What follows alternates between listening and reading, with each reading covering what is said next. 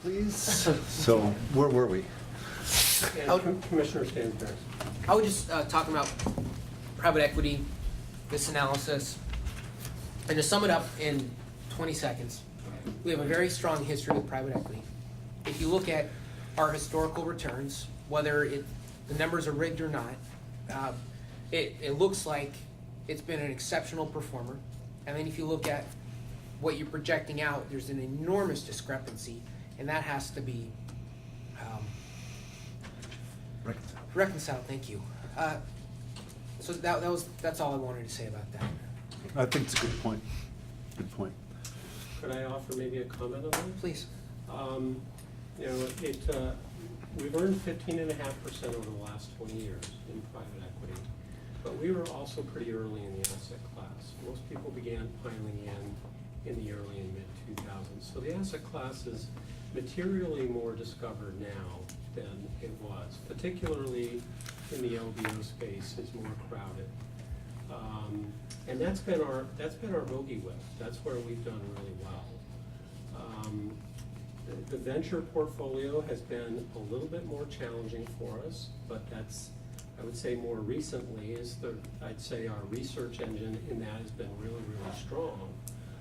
And also the pipeline in Silicon Valley recently has also been really strong. And I think we're beginning to see pretty positive outcomes out of that. Another area where we've been really strong is in the distressed area.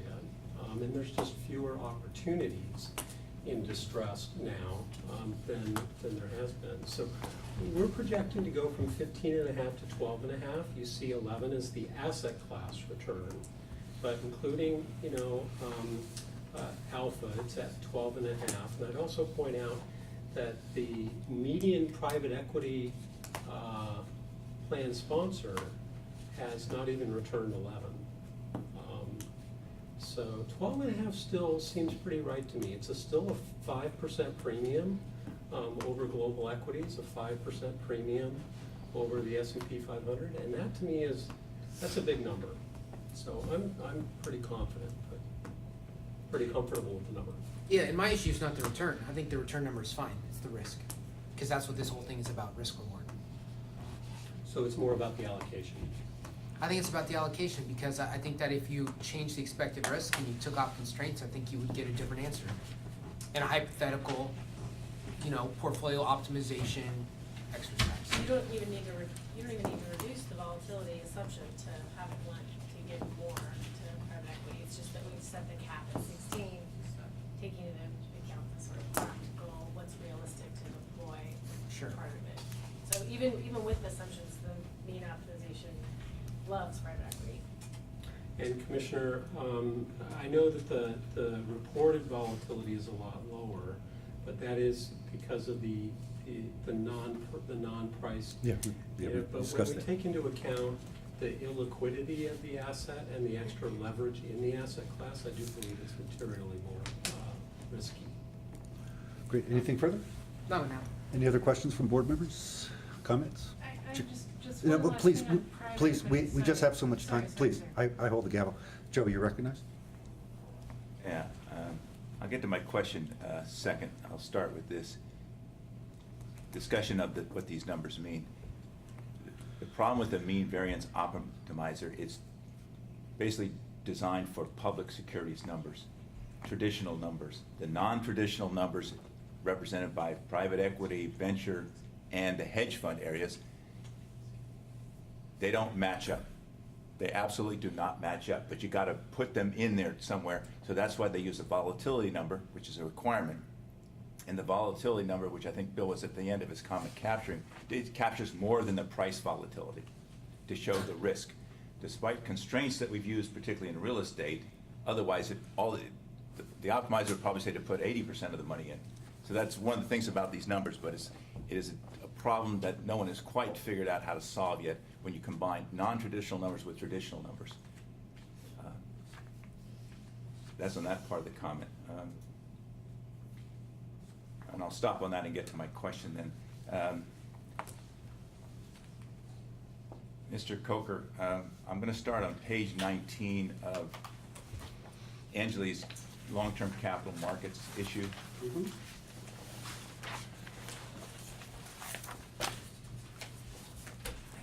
The middle, actually, one of the other things that drives the problem with the numbers is that middle bar chart, the very wide dispersion of private equity returns is another reason why the volatility number, risk number is much further apart than it is for the traditional asset classes. That's another thing that you're trying to capture the odds of getting a return are, whatever return you want, are much wider than for the traditional assets. It's just the way that asset class works. It goes at everything about appraisals, delay in timing, all sorts of risk. I dare say that's one reason why people want to go into those asset classes. But the blue bar, cross piece in the middle of it, do you think that is a desirable objective? Which one? On page 19 of the long-term capital, Angela's has two documents. It's the long-term one, the thinner of the two documents. Catch up to you. I'm focusing on the inputs that you put into the optimizer. Is that blue bar, is that a The blue bar is just the median. median? I know, I understand that, but there's a reason why we're using median returns. We cannot start out assuming we'll always beat the median. Is that a reasonable objective for us to pursue, to justify having that asset class in here? For, Private equity. I think the sort of asset class return of 11 is something Even less. close to a median, and then the excess return to get you to the full 5% premium over public equity would be include the aspirational goal of picking great managers and having well above median returns. Right. I mean, this goes to 25 to 75th percentile. Maybe the whole thing, the median is closer to 11. But I'm trying to understand which numbers you agreed on to put into the optimizer. Is a mean return of 11% worth pursuing? should it be included in the asset class if our mean expected return is 11? Is that the question? I'm sorry. I guess you can ask it that way. I think it's certainly worthy of including and then examining what the output of the optimizer is. I use optimizations not for decisions, but to, we put in our expected returns, our expected volatility, and our expected correlations and constraints, and the output, the output, the optimizer tells us, do this. That's not the decision point. The decision point is I'm going to recommend doing this. Why am I recommending something different than the optimization of my own inputs? Okay, I want to understand that, if I'm doing something different than my own optimization. But I think it's certainly worth including, and my gumption is that an 11% rate of return and a volatility of 25 is it would still provide a pretty meaningful allocation to private equity. The 6.5% number that was put in for hedge funds, you think that's worth pursuing when we can get 7.5% for equities? Again, it's the, there's two factors to doing that. Is public equity has, the nice thing about public equity is that it has provided investors with a very attractive long-term return. What's upsetting about that, though, is the volatility of that return. The periodic financial accidents where we lose 30, 40, 55% of our money.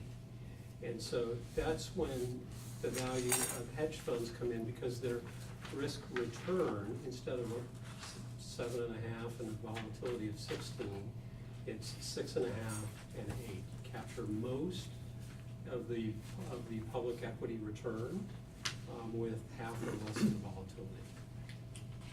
Would you then say it's preferable to pursue a lower return that can be achieved more consistently, i.e. less volatility, versus a higher return, which might lower total costs to all the stakeholders?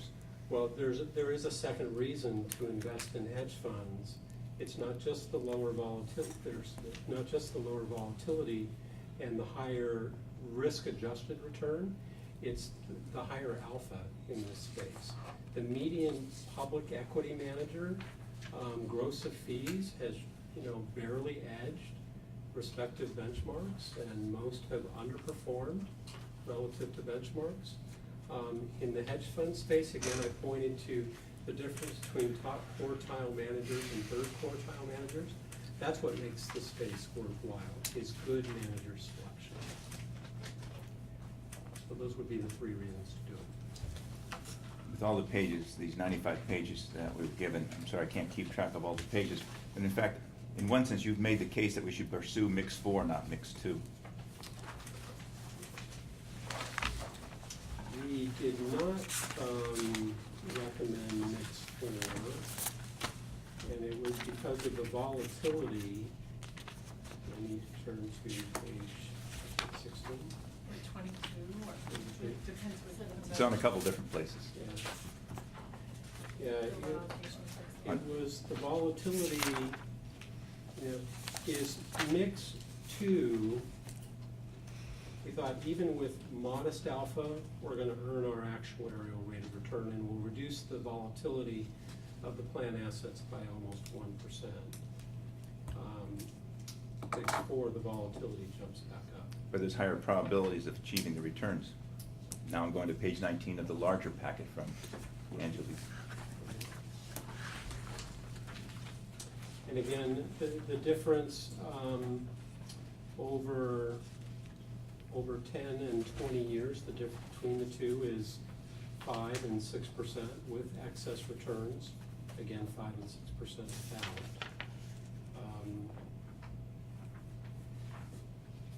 Mix number 4 is a possibility for a more risk-oriented portfolio. Yes. We were most comfortable with number 2.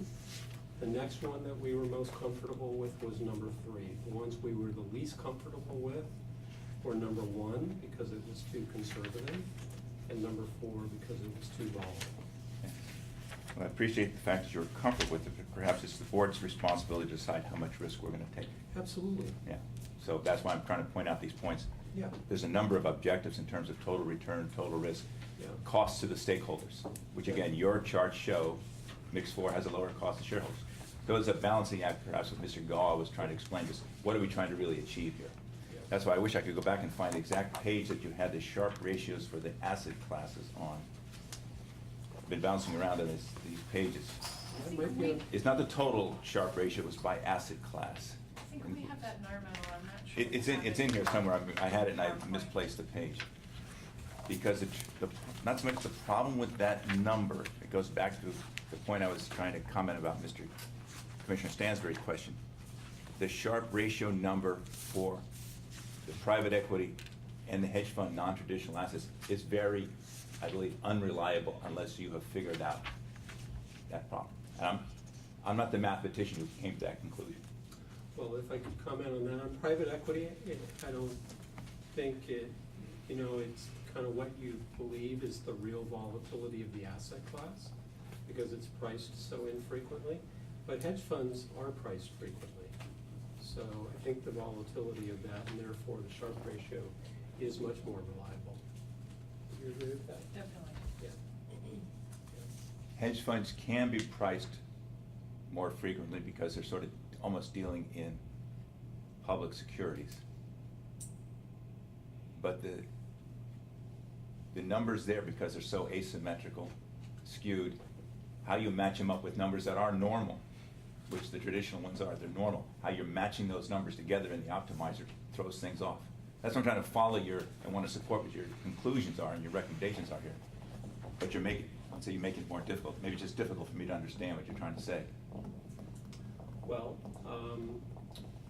maybe we can start from a base of what we know over long periods of time. Hedge funds have, the hedge fund research index has returned 9 with a standard deviation of 7. Ours are not that optimistic. I do think that there's some reasons why hedge funds have non-normal Sharpe ratios. They have a lot more flexibility. They don't always have to be 100% long. They are not. Their net long exposure can vary with the opportunity set. Traditional managers need to have a net 100% long. Their gross exposures can also vary. They can use derivatives and the like to quickly change exposures. So they're just very much more flexible strategies. And in the hands of a talented manager, that can add a lot of value. You don't want to constrain. We have really talented managers, give them a little extra flexibility. Okay. Well, I would say that's where you're gonna lose me. To talk about at least a minimum of 10 different strategies by making one general comment is, I think you're not representing that asset very fairly. That's why the one graph here at the back was at page 50. They show the 10 different strategies. All may add value, but to make a general statement about them all that way, I think you're over-representing what the hedge funds will do. And I'm for doing it for a bunch of reasons, but I think you simplified it too much. I really do. If I could just say we could move on, if you could just explain that better to Mr. Driscoll, I think that would be preferable. Sure, was that the Just comment? at some other point, I want to get everyone, Okay. it's getting late here, Okay. so if you could just follow up with that in Sure. writing to Commissioner Driscoll and the rest of the board, I think it'd be very, very effective. What I'd like to do is to continue with the rest of the commissioners asking questions. Leona, did you have any questions or any comments? She's too cold, she's going to wait till it warms up before she asks any questions here. My turn. Let me start, I do want to ask a few questions on the presentations, and then I want to summarize with a letter that I got. First, let's just go through your memo first, Bill, and then just a few issues that we have. First of all, I buy the premise. Your premise towards hedge funds, the way I see it, is to lessen the damage in a bear market. I mean, to me, that is the central theme why you want to do hedge funds. Is that fairly accurate? I would say that's certainly one part. I would say superior risk-adjusted Okay. returns. Okay, well, to me, it's a critical issue, because if in the down markets, obviously it takes a long time to recover and all those kind of things.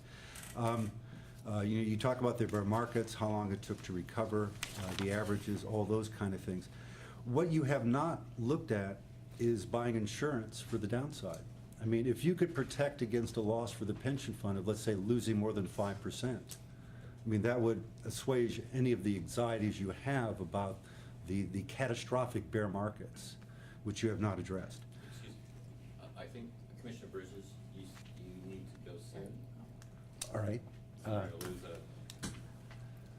Tail risk insurance is considered prohibitive. I haven't finished the thought yet. How many minutes? Oh, okay.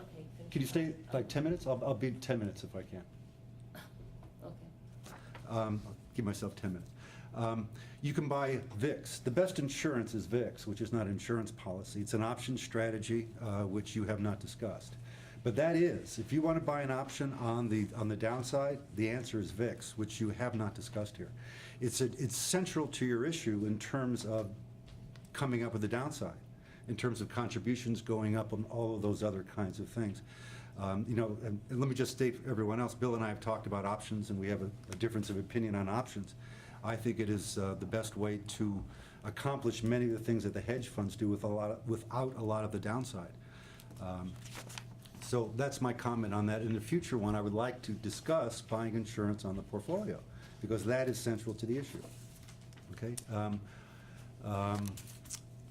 Real assets. Okay? Now, the portfolio weight in real estate is about 10%, roughly. I didn't see in your asset allocation any room towards the other aspects of real assets, such as timber, which you mentioned on page 5 of your memo, real assets, in terms of agricultural, energy, farmland, infrastructure, metals and mining, all of those kinds of things. I fully agree with you, but it's not part of your asset allocation. So again, since we are pressed for time, I would like to see that in the asset allocation in terms of an allocation towards real assets. And I would point out that under the board rules, that would have to be a majority vote of this committee and then a recommendation to the full board to add an additional strategy in it. That's why we took the alternative equity and we took the hedge funds to the board. So, I mean, we do have 5 more minutes before Commissioner Bridges needs to leave.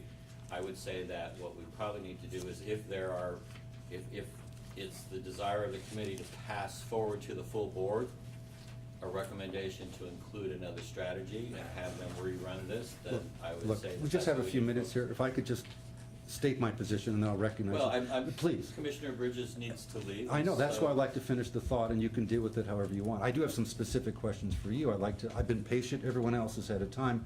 I would like to do that. What I'm asking for is just very simple, just to include some numbers in an asset allocation model. That's all I'm asking. And it's work, and it would need to be, anything that this committee approves needs to be approved by the full board. And if you Okay, want can we, covered can you options calendar, included, can you calendar for the next board then? I will pass that on to President Macris, and he'll make sure it's calendared in a reasonable period of time according to the policy. Great, thank you. Let me go through the rest of it. I did mention the benchmark on page 7. It should be the S&P 500 or a US index versus an international one. Page 10, you talk about the importance of hedge funds and finding skilled managers. There's few of those, all of those other kinds of issues. To me, there's a lot of issues on hedge funds, which are obviously not represented in the numbers. You know, can we do that? Also, I would like to echo Commissioner Stansbury's point about private equity. We have added tremendous alpha. It's in place. We have the staff. We're very proud of our private equity staff. You know, I think that is a good place to put money. You know, obviously, there's the liquidity risk and many of the other things we're talking about. But to me, that is a key issue in terms of going forward. Hedge fund index benchmark, is there when you talk about hedge funds, is that an investable index that you're talking about? There are investable hedge fund indices. No, this This very, index that we represent is a weighted index of actual hedge fund investments. Whether you can buy a slice of that index, just the way you can buy a slice of the S&P, it's unlikely. You could buy some of it, but not 100%. so the short answer is no, it's not an investable benchmark. That's correct. Okay, But it is representative of the investable universe. all right, but you cannot invest, all of the numbers that you showed, we cannot invest in terms of your numbers. It's not an Well, like investable other benchmark. asset classes, you wouldn't want to invest in that index either. That, you know, the manager skill part of hedge funds and really all these asset classes are critical. You're recommending a benchmark that you wouldn't want to invest in? Didn't say Because that. the constituents of that benchmark are very broad, and to really properly implement a hedge fund portfolio, want to be very selective in the Okay. managers. Just like we have a benchmark for private equity that is not investable. The benchmark is, you know. Yeah, I understand that. I didn't ask about that, thanks. Couple of points. We talked about the private equity market has got increasingly invested. Would you say that's true for the hedge fund market, that a lot more players are getting involved in the hedge funds, similarly as they were in private equity? Yes, I did address that in the Okay. February meetings. I do think that, you know, the asset class is now $2.7 trillion. So, okay, yes, I would say, however, that hedge funds and private equity are still relatively more Okay. inefficient, but Okay. yes. A couple of points. I did ask that staff include a memo that Pension Investments wrote about CalPERS exiting the hedge fund arena. If I could ask the executive director, if you could explain what your thoughts are, why CalPERS, one of the largest hedge funds with one of the largest public pension funds with tremendous resources, has exited the hedge fund arena. I thought they reduced it, I didn't think they exited it. I mean, I'll make sure that we get the article to the full board. No, can you tell me why that they have exited, or why have they lowered their weight in hedge funds?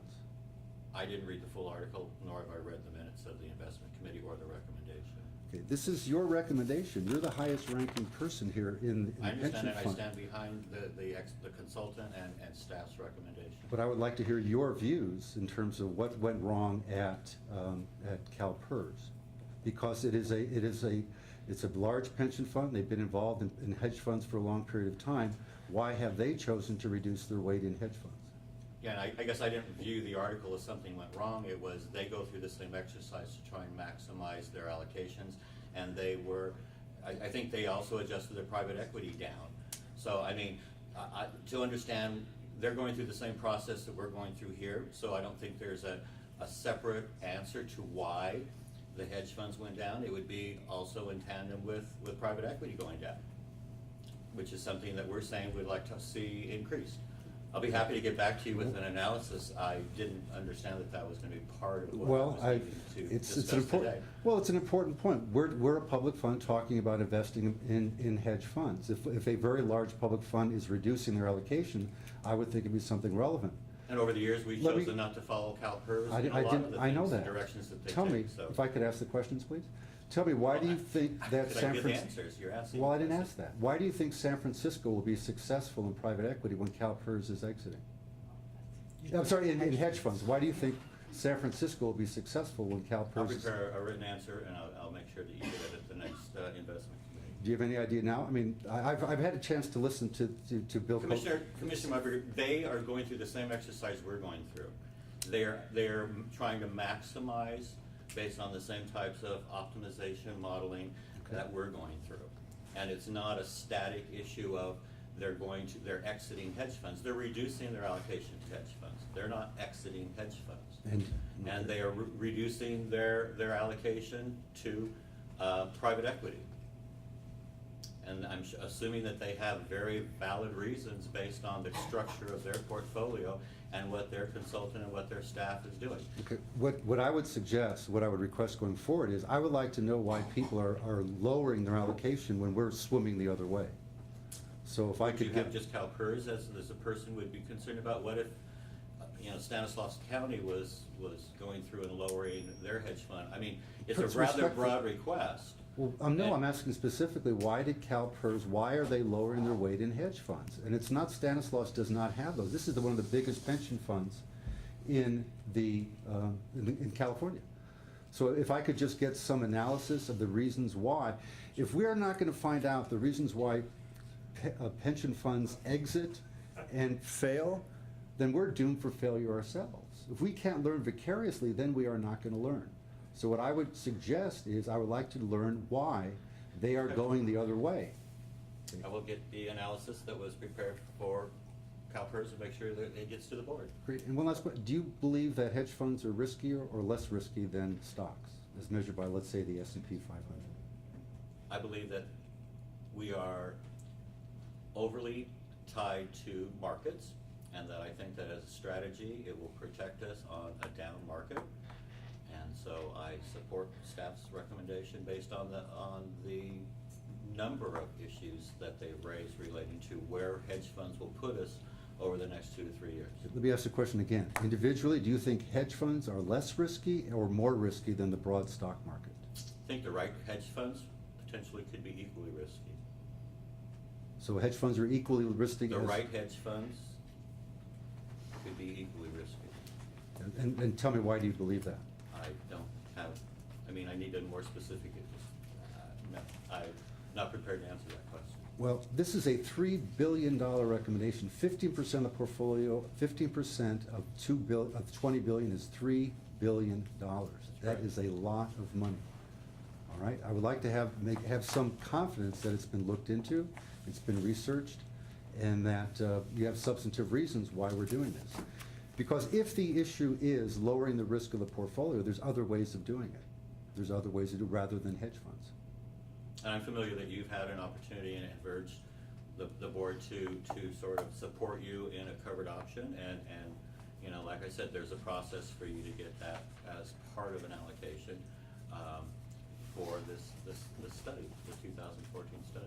I'm sorry, I didn't follow that? Can we, Yeah. for the sake of time, Yeah. for direction, so that we. Yeah, can that's a move fair forward? thing. In terms of direction, I think I pretty much stated what I would like to see. I would like to see some look at the alternative, the real asset portfolio. Since we talk about real assets, we've had a search for real asset consultant, and there's been no allocation away from equity real estate. So there's been no additional allocation to what is cited in Mr. Coker's memo about timber, hedge funds, and the other infrastructure, and the other areas of real assets. That is a way of lower volatility, because that's what we're talking about in terms of lowering the volatility of the portfolio, and that to me is the most direct way of doing it. And I haven't seen anything on that. So I think lower volatility is an important issue. Fixed income, I believe Commissioner Macris had some ideas on fixed income. At the last meeting, I asked for convexity. I haven't seen anything on convexity for the bond portfolio. If the goal is to lower the weight in fixed income, we're going to have to make the decision in terms of which components of fixed income that we want to lower. I'm now closer to that today in terms of making that decision. I'm not prepared to make that decision. Let me conclude with 2 minutes, one letter that I wrote, and then we take it from there. As I mentioned, I attended the Berkshire Hathaway meeting last May, earlier this month, and I told you they didn't answer my question, and I wrote Warren Buffett a letter and asked the question relevant to this pension fund, and I received a handwritten response that I'd like to share with the audience today. Dear Mr. Buffett, thank you very much for the candid answers to the many questions that you and Mr. Munger answered at the shareholders meeting last Saturday. I grew up in Omaha, and it's a treat coming back home, seeing old friends, and basking in the glow of knowledge and experience you share with us. After I left Omaha, I moved to San Francisco and managed the bond portfolio for the retirement system, subsequently elected to the retirement board and shared the fiduciary responsibility to oversee the $20 billion pension fund. The fund holds about 50% in stocks, 25% in bonds, 15% in private equity limited partnerships, 10% in real estate. We are nearly fully funded, have a target rate of 7.5%, and pay approximately $1 billion a year and annually in benefits and receive about $600 million in employee and employer contributions. At the shareholders meeting, you stated your concerns on holding fixed income securities. With high-grade bonds yielding 2 to 4%, it will be a challenge to earn a rate of 7.5% when 1/4 of the fund is invested in bonds. And if yields rise, as surely they must, the subsequent losses will be even more troublesome. Our new chief investment officer has suggested selling bonds in favor of hedge funds. After learning of the poor returns of hedge funds versus the S&P 500 at the meeting, I have greater concerns for these instruments. I believe selling options against our equity portfolio makes sense to gain time premium for a fund with an infinite time horizon while mimicking the risk-reward qualities of hedge funds. Question: how would you tweak the portfolio to earn its required return of 7.58% and to avoid losses in the fixed income arena? I realize you're quite busy looking after our interests as fellow share owners. However, if you could share your thoughts, I have no doubt it would be extremely beneficial to the 50,000 beneficiaries of the fund.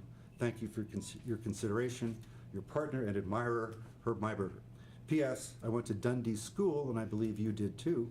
My mentor on the retirement board is Peter Ash, who introduced you to the Council of Institutional Investors 30 years ago. I received this handwritten note within 2 business days from Warren Buffett. Warren and I are on a first-name basis now, incidentally. He says, Herb, I would not go with hedge funds, would prefer index funds, and not sell options against equity positions. Signed, Warren. P.S. Wife, kids, and Charlie all went to school at Dundee. So, Warren doesn't like hedge funds. He underlined the word not. I would not go to hedge funds. So I want to put that on the table, that one of the greatest investors of certainly our lifetime says no hedge funds. I want to put that on the table. I do share his views. When I first saw your memo about 15% in hedge funds, I could not sleep that night. So I just want to tell you candidly where I'm coming from on hedge funds. All right? So those are my thoughts on that item. While we're asking people's input about the subject of hedge funds, perhaps we could contact or try to contact Mr. Swenson, let alone why do we believe we might be able to do as well as Swenson has done with the Yale fund and the Yale model, with hedge funds as one component of their asset allocations. Can I Because just make this whole one? risk depends on execution. There is an execution risk. If we can't get the best, and that's where the point about that blue bar. Yeah. The median is no reason to do this. It's not the reason for the PE is just one example, which has been okay. People give us all sorts of kudos. PE has been okay for us. It's better than everything else, but that's not the objective. All May I right? just make one comment in closing before we make a decision here? Sure. Is that this slide on page 19 with the median that Commissioner Driscoll pointed out, to me that says everything. What you're doing is you're not selecting necessarily an asset class. You're not investing in the asset class. You're investing in the manager. That's what you're really looking for. That's why we invested in Carlyle. That's why we invested in GOB. And so what we're not trying to do is we're not trying to be the median. We're trying to be better than the median. We want the first and second quartile in every category. And if you look at hedge funds and you look at private equity, you see that if you're above the median and you pick the best, your returns will be exceptional. And I think that's what we're trying to do here. So in closing, I want you to know that you have my support for hedge funds. I think it's the right thing to do within certain parameters. I think it requires a little bit more investigation, bringing back more information to the committee as a whole. And so that's why I turn it over and to you is maybe it requires more work before we vote on anything. And building the infrastructure, which he put in his memo. He has to build the infrastructure, which many aspects of it for before we start to, Right. that's part of the execution. Yeah. That's a requirement. Indeed. The, All right, I think that's the last comment. So I think it's time to adjourn. Leona, thank you for staying around. I know it's been an issue. So without further ado, I'd like to adjourn the meeting at 6:55 PM. Thank you for coming.